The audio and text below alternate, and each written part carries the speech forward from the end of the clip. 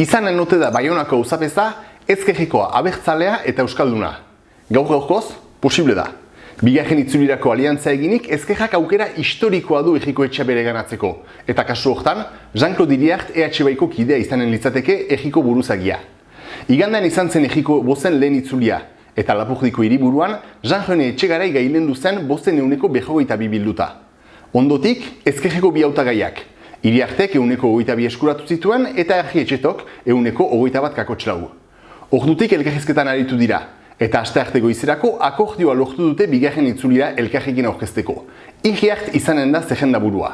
Eta aukerak baditu, aukera errealak igandean irabazteko. Ezkerreko bi hautagaiek lehen itzulian eskuratutako botoei intsumituen gehitzen ahalko zaizkie bigarren itzulian. Eta ezkerra batzeak aldeko dinamika bat ere eragin lezake, lehen itzulian izandako abstentzioa mobilizatuko duena.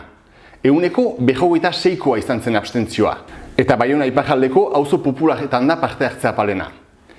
2014ko eta 2020ko pojoten ondotik, sekulako erronka du Baionako ezkerrak esku artean.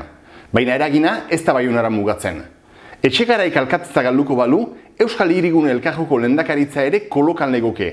Nekez irudik aliteke Baionako oposizioko hautetsi bat izaitea elkargoan lehendakari.